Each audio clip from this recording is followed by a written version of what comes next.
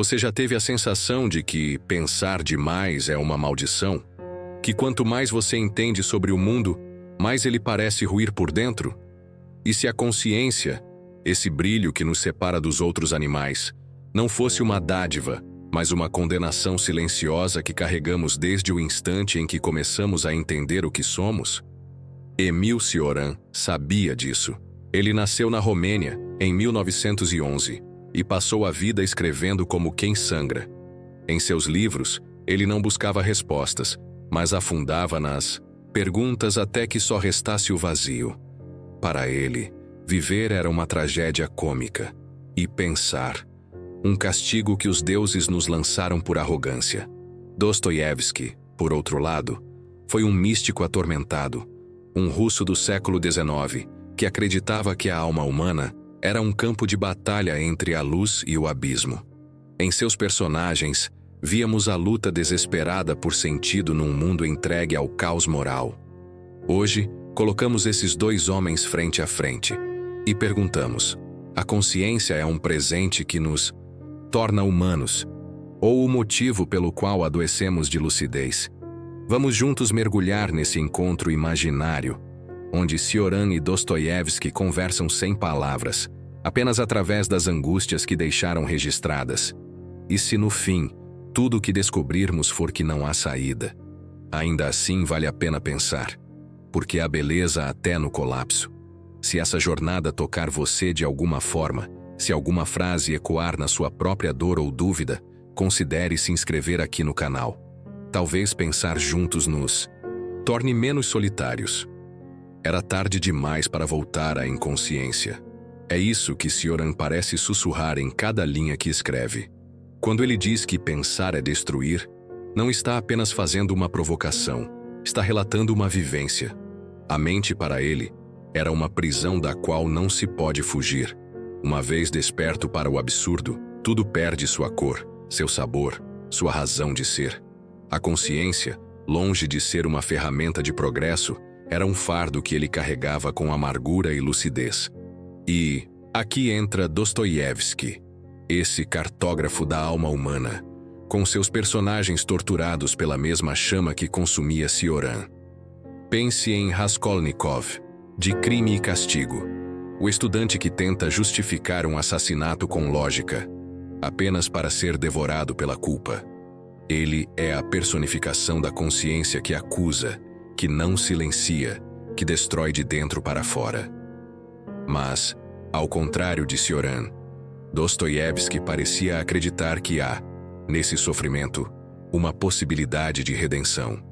Para ele, a dor de estar consciente podia levar à salvação. Para Cioran, não. A dor era só dor. E nós, no mundo moderno, anestesiado por distrações, onde colocamos essa consciência? A fugimos todos os dias. Redes sociais, compras, produtividade tóxica. A gente corre não para chegar em algum lugar, mas para não pensar. Porque quando paramos, quando ficamos sozinhos com o silêncio, o mesmo silêncio que ecoava nos textos de Cioran e Dostoiévski, sentimos aquela vertigem existencial. O que estamos fazendo aqui? Ter o direito de se matar é possuir a chave da condição humana, escreveu Cioran. Não é um elogio à morte, mas um alerta sobre a profundidade do nosso desespero. Já Dostoiévski, ao colocar um revólver na mão de Kirillov, personagem de Os Demônios, nos mostra o mesmo dilema, mas o resolve com fé, ou pelo menos com a tentativa de fé. Kirillov acredita que o homem que se mata se torna Deus. É insano, é belo, é trágico, assim como a consciência. No fundo, ambos falam de um mesmo sentimento. A consciência nos colocou num lugar impossível. Sabemos que vamos morrer, sabemos que nada dura, sabemos que somos só uma centelha num universo indiferente. E mesmo assim, sentimos, amamos, sofremos, desejamos, nos rebelamos. E aí está o milagre, ou a maldição. Ser consciente é, ao mesmo tempo, perceber o horror e criar beleza apesar dele. Cioran nos alerta sobre o perigo de buscarmos sentido onde talvez só haja caos. Dostoiévski nos desafia a encontrar sentido mesmo quando tudo grita o contrário. Um quer silenciar a alma, o outro quer salvá-la. E você? Em qual deles se reconhece mais quando está sozinho com seus pensamentos? Imagine um homem sentado à beira da cama, incapaz de dormir, encarando o teto como se ali estivessem escritas todas as perguntas que não têm resposta. Esse homem pode ser Émile Cioran em Paris, madrugada adentro, escrevendo como quem exorciza o próprio ser. Mas pode ser também qualquer um de nós, hoje, cercado de luzes artificiais, rolando a tela do celular em busca de alguma distração que nos afaste de nós mesmos. Cioran chamava isso de o incômodo de ter nascido. Para ele, a existência era um erro original, um engano cósmico. Não havia um plano, não havia um propósito. E o mais cruel, sabíamos disso. Por isso doía. Por isso o mundo parecia um teatro de repetições inúteis. E mesmo assim, continuávamos, por inércia, por covardia ou por puro automatismo. Era um niilismo sem heroísmo, sem revolta, um niilismo exausto. Mas Dostoiévski, ainda que mergulhasse nos mesmos abismos, vislumbrava outro horizonte. Ele via na consciência, e até mesmo na dor, uma possibilidade de revelação. O sofrimento é o único meio de se tomar consciência, escreve em Memórias do Subsolo. E é exatamente ali, no personagem mais cínico, mais humilhado, mais fragmentado, que Dostoiévski planta a semente de uma outra visão, a de que o sofrimento pode, paradoxalmente, nos humanizar. Esse é o ponto em que os dois se encontram para depois se afastarem como opostos espelhados. Para Cioran, pensar sobre a existência é como arrancar a própria pele todos os dias. Para Dostoiévski, esse mesmo processo pode nos reconduzir a uma fé mais profunda, mesmo que cheia de dúvidas. Um nos mostra o buraco, o outro pergunta se há como atravessá-lo. E no mundo de hoje, o que fazemos com isso? Vivemos cercados por respostas rápidas, por frases prontas de autoajuda, por otimismo forçado. Somos ensinados a não pensar demais, a seguir adiante, produzir, vencer, conquistar. Mas ninguém pergunta: para quê? Ninguém nos prepara para o vazio que surge quando conseguimos tudo e percebemos que não era aquilo. É por isso que ler Cioran e Dostoiévski hoje é tão perturbador, porque eles se recusam a nos deixar confortáveis. Eles não oferecem saídas fáceis. Eles expõem a ferida da consciência e nos forçam a olhar para dentro, para o absurdo, para a contradição, para o medo de estarmos vivendo errado. Ou pior, de estarmos vivendo por nada. Mas talvez o mais bonito e o mais cruel é que seguimos vivendo mesmo assim. Continuamos escrevendo, criando, amando, mesmo cientes do fim, mesmo sem garantias. Talvez seja aí que, sem querer, ambos os autores se reconciliam, no reconhecimento de que, mesmo diante do desespero, há algo na alma humana que insiste, que não se cala, que não desiste. E talvez isso, esse impulso irracional de continuar, seja o que nos faz mais humanos. Cioran dizia que não se pode habitar impunemente um mesmo mundo com Deus. Era a sua forma de dizer que a consciência, essa centelha que nos distingue, é também aquilo que nos separa para sempre de qualquer tipo de paz. Porque quem é consciente não descansa, não se entrega, não se contenta. A lucidez, para ele, era uma forma de exílio. Você percebe tudo, mas não pode mudar nada. E no fim só resta o riso amargo diante do absurdo. Dostoiévski via o mesmo abismo, mas o preenchia com figuras humanas mergulhadas em dilemas extremos. A consciência para ele não era apenas saber, era sentir até o limite do insuportável. Pense em Ivan Karamazov, que recusa a Deus por não aceitar o sofrimento das crianças. É uma recusa ética. Ele não está negando por orgulho, mas por compaixão. E aí entra um ponto essencial. Para Dostoiévski, a consciência não é apenas uma maldição, é também a base da empatia. Quando deitamos à noite e ficamos ali, no escuro, com a mente disparada, com aquela inquietação que ninguém vê, estamos mais próximos de Cioran ou de Dostoiévski. Queremos silenciar o pensamento, ou encontrar algum sentido nele. Talvez não haja uma resposta única. Talvez oscilemos entre os dois. Em alguns dias, somos puro Cioran, céticos, exaustos, descrentes. Em outros, algo em nós se agarra a uma fagulha de Dostoiévski, a possibilidade de que, mesmo no inferno, pode haver compaixão, porque a consciência não é apenas saber que vamos morrer, é também saber que ainda estamos vivos. Cioran, em sua lucidez feroz, dizia que a esperança é uma virtude dos escravos. Para ele, esperar era se submeter, era negar o presente em nome de um futuro que nunca chega. A esperança era uma forma de auto-engano, um modo de adiar o confronto com o real. E o real, para Cioran, era intolerável. Ele não suavizava suas palavras. Viver é sobreviver ao dia, ao tédio, à angústia. Ele escrevia como quem queria tirar da vida sua última máscara, até que restasse apenas o osso, seco, sem adorno. Dostoiévski, no entanto, parecia ver na esperança uma necessidade trágica. Não porque ele acreditasse cegamente nela, mas porque sabia que sem ela, o ser humano desaba. O ser humano precisa de sentido, mesmo que seja um sentido inventado. Se Deus não existe, tudo é permitido. Ele escreveu. Mas ele não dizia isso como uma libertação, e sim como um grito de alerta. Porque tudo ser permitido significa que o horror não tem limite. E isso o assustava. Hoje vivemos entre essas duas forças. De um lado, um mundo que nos cobra ser felizes, produtivos, bem-sucedidos. De outro, a realidade brutal que insiste em nos lembrar de que tudo isso pode ruir de uma hora para outra. Quantos de nós não sentimos esse cansaço invisível, essa vontade de desaparecer sem deixar vestígio? Quantos não carregam um Cioran silencioso dentro do peito e fingem que está tudo bem? E, no entanto, ainda sonhamos, ainda fazemos planos, ainda nos apaixonamos, mesmo sabendo que o fim virá. Ainda cuidamos dos outros, mesmo que sejamos feridos por isso. Ainda amamos a vida, mesmo quando ela nos parece absurda. Isso é Dostoiévski em nós.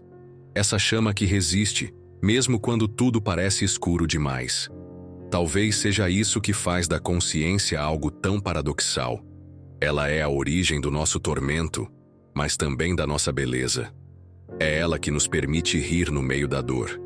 É ela que nos faz escrever poemas no meio do colapso. É ela que nos permite reconhecer o outro e sofrer por ele. Cioran talvez dissesse que isso é apenas ilusão, que é só um mecanismo para suportar o insuportável. Mas será que importa? Será que é mesmo necessário que o sentido seja verdadeiro para que ele funcione? Ou basta que ele nos salve por mais um dia? É aqui que a filosofia deixa de ser teoria e se torna vida. Porque não estamos falando de ideias, estamos falando da madrugada em claro, do olhar no espelho, da dor que não tem nome. Estamos falando da consciência como algo que pulsa em nós, que sangra em silêncio, que resiste sem explicação. E talvez, só talvez, esse seja o milagre que Cioran nunca quis aceitar, ou que Dostoiévski sempre tentou perdoar. Há um momento em que a consciência deixa de ser apenas um conceito filosófico e se torna uma presença incômoda no corpo, uma fisgada no peito, uma inquietação nos ombros. Não é mais sobre pensar sobre a vida, mas sobre sentir que ela está se esvaindo e não se saber o que fazer com isso. Cioran chamava isso de agonia lúcida, uma existência sem véus, onde tudo é percebido com nitidez dolorosa demais para ser suportada. É por isso que ele escrevia como quem vomita verdades, sem desejar cura, sem desejar consolo, apenas a exposição do sofrimento como fim em si. E ao fazer isso, ele desmonta todas as mentiras que usamos para seguir em frente. A ilusão de progresso, de evolução espiritual, de destino. Ele expõe o fundo cru da vida, o tédio, o vazio, a espera. Já Dostoiévski parece nos dizer: sim, há tudo isso, mas há também algo mais. Um sussurro, uma voz, fraca, quase imperceptível, que insiste em nos chamar para o outro. Porque para ele, a consciência não existe no isolamento. Ela se revela no encontro com o outro ser humano, com a dor do outro, com o perdão possível, mesmo que injusto. Pense em Sônia, a jovem prostituta de crime e castigo. Ela é o oposto de Raskolnikov. Enquanto ele tenta justificar o mal com lógica, ela vive a compaixão sem cálculo. Ela representa uma fé que sobrevive ao esgoto moral do mundo, e é por meio dela que o assassino encontra o caminho da redenção. Um caminho difícil, quase impossível, mas que existe. Cioran jamais escreveria uma Sônia. Para ele, a bondade era uma ironia, a salvação, um delírio. E talvez seja justamente aí que os dois se dividem de forma mais radical, na crença de que o outro pode nos redimir. Dostoiévski apostava nisso. Cioran recusava com sarcasmo. Mas e nós? Em quem acreditamos quando a vida dói de verdade? Quando perdemos alguém? Quando o sentido desaparece? Quando acordamos e não queremos levantar? É aí que a consciência se revela como aquilo que realmente é, um espelho quebrado. E cada pedaço reflete uma parte de nós que não sabemos como integrar. Nesses momentos, algumas pessoas fogem, escolhem o silêncio, o escapismo, a distração. Outras mergulham mesmo que sangrem. E é nesse mergulho que se encontra a tensão mais humana de todas. A vontade de desaparecer e a vontade de ser encontrado ao mesmo tempo. Talvez a consciência seja isso. Não uma maldição ou uma dádiva, mas uma travessia. Algo que não se escolhe, mas que se enfrenta. Como um inverno longo, como uma febre noturna. E no meio dela, às vezes, um gesto pequeno. Um olhar, um livro, uma frase, pode nos lembrar que não estamos sozinhos. Talvez Cioran soubesse disso, mas tenha escolhido calar. Talvez Dostoiévski tenha gritado isso, esperando que alguém ouvisse. No fim, o que nos resta? Cioran e Dostoiévski nunca se encontraram na história, mas se cruzaram no território mais íntimo do ser humano, aquele lugar onde a mente não para, onde a alma grita em silêncio. Um escreveu para destruir a ilusão, o outro para salvá-la. Ambos sabiam que viver consciente é caminhar à beira do colapso, e mesmo assim, continuar. A pergunta que fica ecoando depois desse encontro imaginário entre os dois é quase insuportável. E se a consciência for, ao mesmo tempo, a nossa prisão e a nossa liberdade? E se a maldição de saber que vamos morrer for, paradoxalmente, o que nos permite amar com tanta intensidade? Cioran escolheria o silêncio. Dostoiévski escolheria o perdão. E nós, aqui, agora, pressionados por prazos, por telas, por exigências invisíveis, tentamos, como eles, encontrar um lugar para respirar no meio do ruído. Talvez a consciência nunca nos dê paz, mas pode nos dar profundidade, pode nos fazer olhar o outro com mais ternura, pode nos dar a coragem de continuar mesmo quando nada faz sentido. Se você chegou até aqui, talvez esteja buscando mais do que respostas. Talvez esteja buscando companhia nessa travessia. E se esse vídeo, de alguma forma, tocou uma ferida sua ou iluminou uma dúvida que você não sabia nomear, considere se inscrever aqui. Não por número, mas por sentido, para que a gente continue pensando e sentindo junto. Porque no fim a consciência pode até ser uma sentença, mas talvez, só talvez, seja também a única chance que temos de tocar a eternidade com a ponta dos dedos. E você? Se pudesse escolher, preferiria ser plenamente consciente.